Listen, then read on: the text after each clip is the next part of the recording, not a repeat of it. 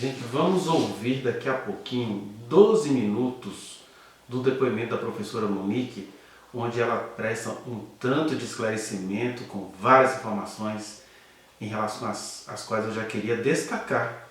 Primeira coisa, pensemos um pouco nessa questão da liberdade de expressão, pedida aí pelo BAT, pela Rede Record, pelo Leniel, pela acusação que vai dizer ela estava praticando coação no curso do processo porque ela estava atrapalhando as investigações ao mostrar a verdade. Aí, eu acho interessante que essa gente, eu falei o Bate aqui, mas outras pessoas da mídia, veio com esse papo, o próprio Gilmar Mendes caiu nessa conversa de falar assim, não, é porque tem a liberdade de expressão tem de estar garantida. É interessante que a liberdade de expressão para Leniel sair por aí falando mentiras acerca da ex-esposa, liberdade de expressão para o Bate ficar ganhando picos de audiência em cima da desgraça da professora Monique.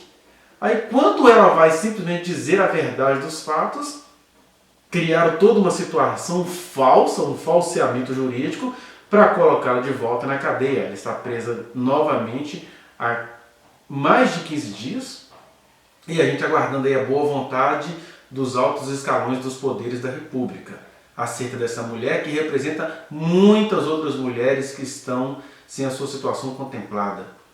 Mas nós aqui, Monique, seus amigos, vamos fazer o que for possível para convencer alguns. Não precisa ser milhões, precisa ser alguns que tenham um coração bom, porque a verdade não precisa de numericidade, a verdade precisa apenas de sua imponência, de chegar onde ela tem de chegar.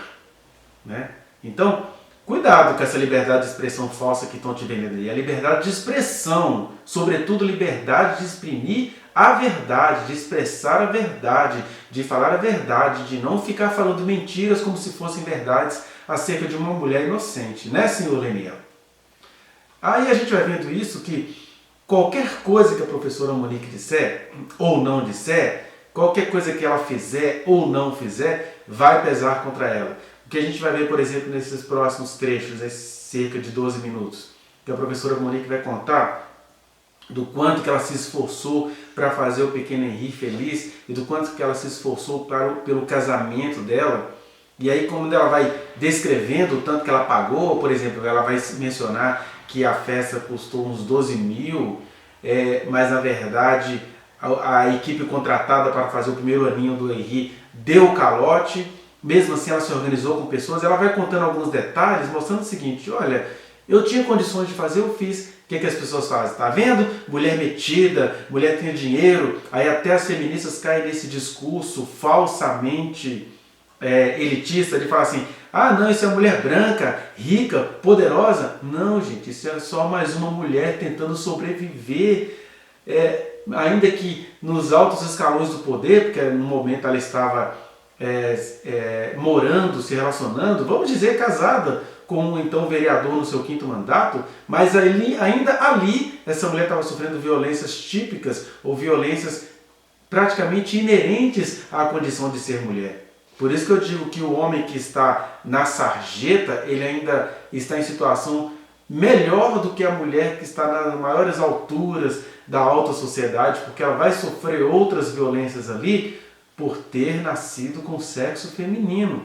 É isso que as pessoas não conseguem entender e é isso, mais tristemente, que mulheres não conseguem entender. Porque entre as pessoas que julgam a Monique de maneira rasa, estão principalmente mulheres. Eu tive um dos meus vídeos publicado há pouco tempo, onde de, 990 comentários, 897 eram de mulheres e 890 eram de mulheres falando mal daquilo que elas não entendiam.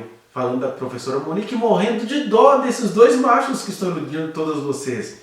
Que é o macho Jarinho, que do alto do seu poder patriarcal está lá na cadeia caladinho, pode até sair melhor nessa situação. E do macho Leniel, que é um marido frustrado, chateado com a vida nova que a esposa estava levando e viu na morte do seu filho um meio de arrasar mais ainda a vida dessa mulher. As mulheres, não, ela tinha que ter dado conta, ela tinha que saber. E aí ela está tentando dizer no depoimento que ela estava tentando recuperar o que era possível, dar o melhor para o seu filho, vocês vão dizer que isso era uma metidez, que isso era coisa de gente que não tinha o que fazer, né? De modo que o que ela faz ou o que ela deixa de fazer, se ela fica calada, está devendo, se ela fala, está mentindo, se ela se manifesta dentro dos autos, é estrategista, se ela fica enlouquecida como a sociedade quer que ela fique, tá fazendo teatro, qualquer coisa que ela fizer as pessoas não vão acreditar. Essa é a tragédia e essa é a solidão da professora Monique, não é verdade? Mas olha só o que a gente percebe aí, e aí você vai ver isso tudo nesse trecho do depoimento. Ela, coitada, sem saber que o seu ex-marido Leniel iria aprontar muito mais contra ela, estava ali no depoimento tentando relevar a condição do ex-marido. E aí ela vai dizer que ela compreende perfeitamente que o marido precisava ficar ausente, mas que parece até que ela não tinha, né, uma tripla jornada de trabalho. Ela fala tripla, mas eu vejo a quádrupla jornada de trabalho, octupla jornada de trabalho, porque ela tinha de cuidar da casa. Cuidar da casa é limpar, passar, cuidar dos detalhes, cuidar do pequeno Henrique, cuidar da questão do marido. Ela chega a dizer que ela levava comida para ele quando ele estava trabalhando no home office. Então ela fazia vários trabalhos, além de cuidar da própria pessoa, falando que tinha tripla jornada. Ela tinha muito mais, né? Então ela realmente entende a situação do marido, mas ela precisava entender a sua situação, porque uma consciência feminina se adquire aí, você entendendo a situação dos outros, mas entender que você também é uma pessoa, que você precisa de cuidados, e ela é criminalizada nos cuidados que ela tinha em relação a ela mesma, né? Igual quando ela vai dizer que ela foi fazer um bronzeamento, levou o menino junto, o menino mostra como que ele era fã dessa mãe, como é que ele conseguiu falar com o pai sem difamar a mãe, né? E mesmo ela tendo todo esse cuidado com esse marido, ele ainda a julga, né? Ele estava gordo por causa da comida gostosa que ela fazia, então era um elogio misturado com a culpabilidade.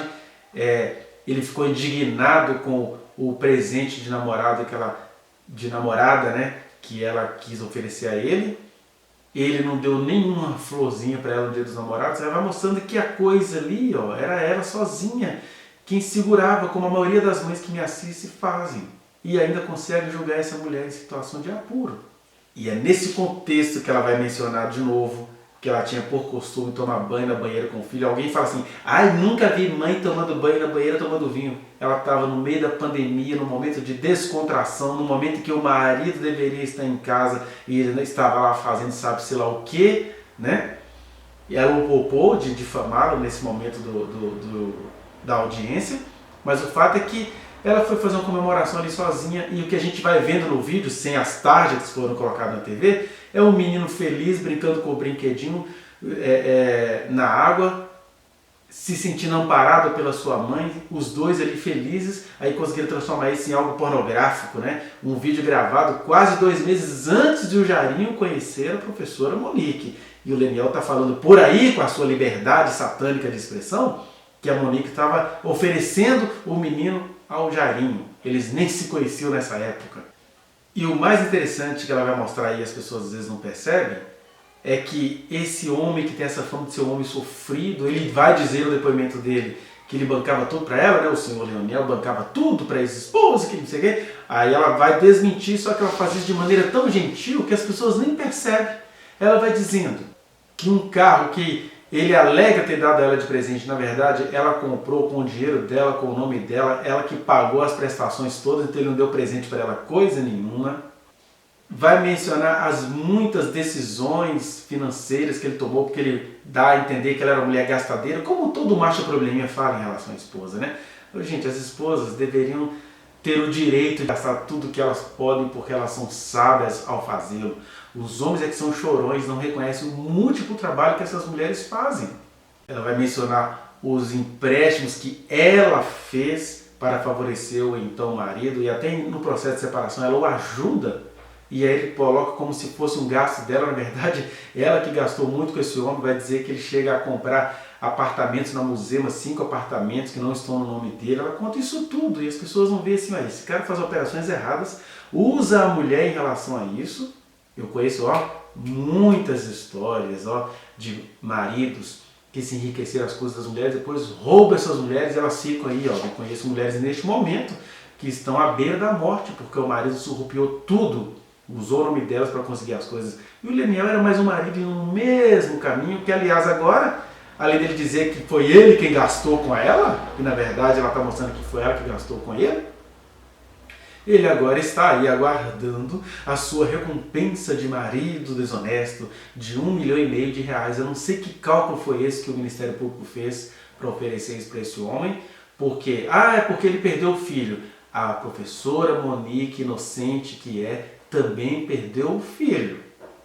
Então, tem coisas muito macabras aí, imantadas de poder público, de Ministério Público. Tem alguma coisa que precisa ser reparada. Mas preste atenção com muito carinho, com muito critério em cada palavra que a professora Monique vai falar aí. E nós voltamos para o Rio e fizemos a festa do Henri no mesmo local onde nós nos casamos. Contratamos a mesma empresa de buffet, a mesma empresa de decoração do nosso casamento, que a gente queria que fosse uma super festa. Sendo que a empresa que nós contratamos, que era de uma pessoa específica, ela nos deu uma volta. Nós pagamos tudo à vista para que a gente tivesse desconto e ela não cumpriu com o contrato. Depois pediu mais, acho que, se eu não me engano, nós pagamos 10 mil, depois ela pediu mais 12 mil, nós pagamos mais 12 mil, e no dia da festa ela não apareceu para fazer nem a montagem da festa. E a nossa festa estava marcada para as 5 horas da tarde. E eu, o Leniel, a minha mãe, meu pai, meu irmão, montamos a festa toda do meu filho, de 1 ano. Nós nos unimos e nós montamos a festa inteira. O fotógrafo até ele tirava foto da gente montando todos os elementos, botando tudo no lugar. Não tinha comida, festa, porque a dona da empresa ela não levou. Eu falei, Leniel, pelo amor de Deus, vai no mercado, ajuda. Leniel indo para um lugar, minha família indo para outra comprar gelo. E, no final, foi uma festa linda, porque nós nos unimos para fazer algo maravilhoso para o nosso filho.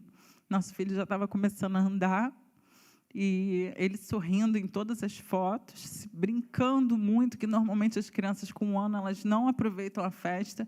O Henri aproveitou todos os detalhes da festa, aproveitou muito, e foi muito linda a festa, a gente passou por isso, e continuamos passando por todos os percalços do casamento, por todas as crises, até que chegou a pandemia.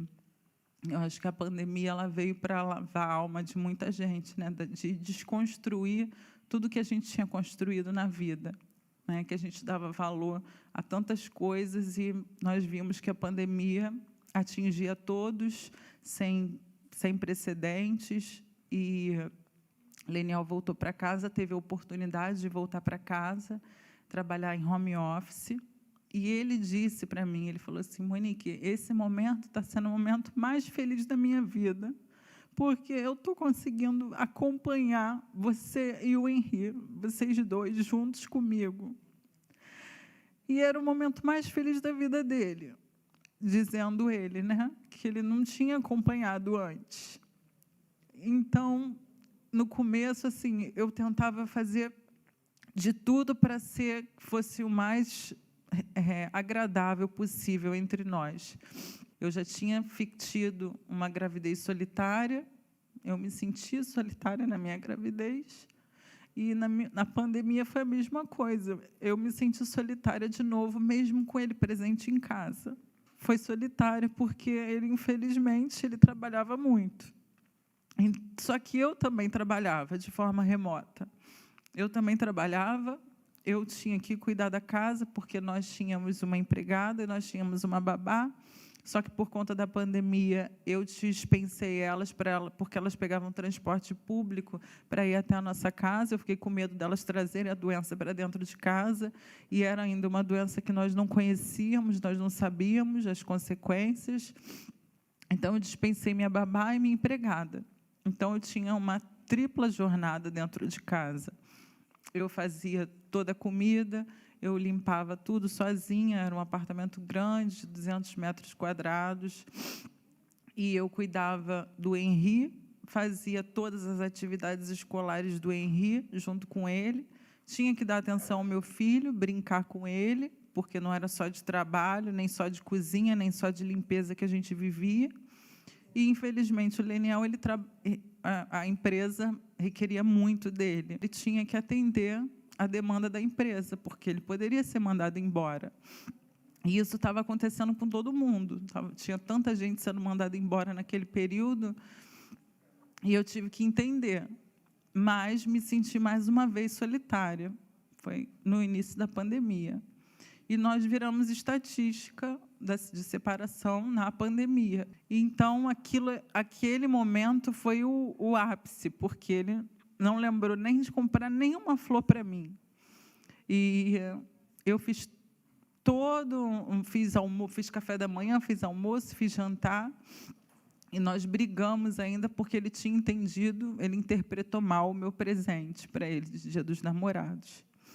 E ali foi quando nós começamos mesmo a não nos relacionarmos mais, a gente parou de se relacionar. Eu saía de casa com o Henri e voltava de casa, e ele nem percebia que nós saíamos de casa. Peguei o Henri, nós tomávamos banho de banheira juntos, eu e ele, o tempo todo. Eu acordava ele dançando em cima da cama, eu acordava o Henri com café da manhã na cama, e eu e o Henri fomos um parceiro do outro o tempo inteiro, desde quando ele nasceu. Ele era a minha companhia e eu era a companhia do meu filho. Muito bom para mim, muito amoroso, muito carinhoso. Falava que eu estava linda o tempo inteiro. Ele sempre dizia que eu estava linda o tempo inteiro. Leniel não é assim. Leniel é uma pessoa um pouco mais fria. Eu não lembro a última vez que Leniel disse que eu era linda, ou que eu estava linda, ou que eu... E meu filho falava o tempo todo isso para mim. Então, era tudo que eu queria na vida, assim, de um homem. Meu amor todo que eu tinha para o Leniel, eu acho que eu direcionei para o meu filho. Eu ofertei para o meu filho e deixei faltar um pouco para o Leniel. E, quando foi em julho, nós já estávamos em crise, e Leniel, ele tinha comprado um carro que tinha dado um problema, eu acho que tinha virado busca e apreensão de um antigo comprador, não sei direito. E eu falei para ele, eu preciso de um carro, porque eu moro aqui no Recreio, a gente morava no Recreio, sendo que algumas vezes eu tinha que ir até a minha escola, em Senador Camará. E aí ele falou assim, não, vamos lá comprar o carro e tudo. E até aqui em audiência, teve um momento que ele falou, vou pedir um adendo para falar que eu comprei um carro e dei para a Monique de presente. Então, eu queria também fazer esse adendo, que o carro não foi dado de presente para mim, porque o carro foi financiado no meu nome, de acordo com o meu contra-cheque. Minha mãe, que acabou quitando o meu carro esse mês, agora, foram divididas em várias parcelas, quem pagava todas as parcelas eram eu. Então, o carro não foi um presente, o carro foi eu que me dei o carro. Foi no meu nome, no meu contra-cheque, de acordo com o salário que eu ganhava. Porque, para mim, o salário que eu tinha era um salário bom, era um salário que eu conseguia viver, eu e meu filho. E eu tinha um cartão de crédito, nós tínhamos cartão juntos, e eu tinha um outro cartão de crédito. Eu ajudei ele a fazer reforma no apartamento, com meu dinheiro. Eu o ajudei a comprar os móveis do apartamento. Quem decorou todo o apartamento fui eu. Eu fiz um cursinho de decoração de interiores. Então, tudo que tem dentro do apartamento, a maioria das coisas dos móveis, fui eu que comprei no meu cartão de crédito. E eu pagava também. Não era só ele que pagava as contas, como ele também disse. E, de repente, equivocadamente. E teve uma época que a gente também passou por uma necessidade onde ele pediu que eu fizesse empréstimo no meu nome. Então, eu pedi empréstimo e eu tenho até essas conversas gravadas no meu telefone, onde ele fala que ele pagaria o empréstimo todo, que foi para quitar muitas dívidas de casa, que o empréstimo é descontado na minha conta no meu contra-cheque do município. Então, não foi só ele diz que eu gastava muito, mas não era só eu que gastava muito. Ele também fez muitas escolhas erradas para ele viver, de alguma forma, com algumas dívidas. Ele não podia ter nada no nome por causa dos processos trabalhistas. Então, ele não podia nem pegar um empréstimo. O empréstimo, quem tinha que pegar era eu. Quem tinha que quitar as contas, algumas contas eram eu.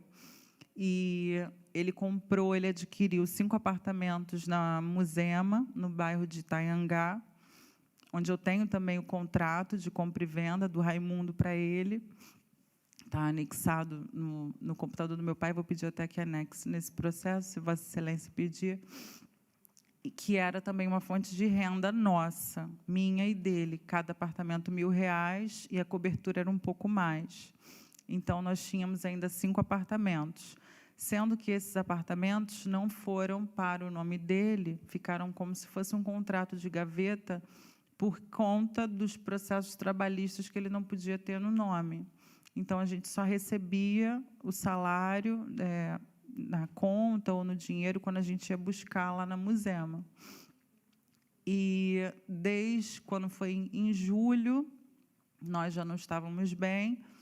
Em agosto, nós também continuamos não estando bem. E, dia 31 de agosto, eu conheci o Jairinho. Vá no link que está aqui na descrição e acesse a reflexão na íntegra. Não se esqueça de dar o like nesse trechinho de vídeo, compartilhá-lo e se inscrever neste canal, apertar o sininho para você receber as notificações. Muito obrigado.